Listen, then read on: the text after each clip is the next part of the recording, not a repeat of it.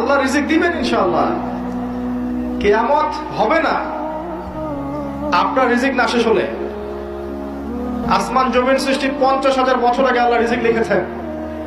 একটা চালের দানা পৃথিবীতে রেখে আপনি বিদায় নেবেন না। অস্থির হচ্ছেন কেন? হারামে যাচ্ছেন কেন? সুদ খাচ্ছেন কেন? ঘুষ নিচ্ছেন কেন? দুর্নীতি কেন করছেন? রিজিক আল্লাহর হাতে, আল্লাহ দিবে আপনাকে ইনশাআল্লাহ। এগুলো তো নিজের জন্য করছেন, পরিবারের জন্য করছেন, আগামী প্রজন্মের জন্য করছেন। শোনেন, আপনি মারা যান, 3টা দিন সময় লাগবে না আপনাকে ভুলে যেতে।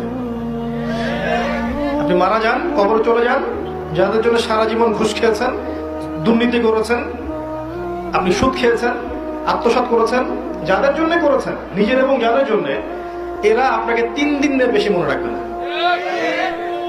মারা যাওয়ার সাথে সাথেই আপনার দলিল আদি, জমি জমা, ব্যাংক ব্যালেন্স নিয়ে কারাকারি শুরু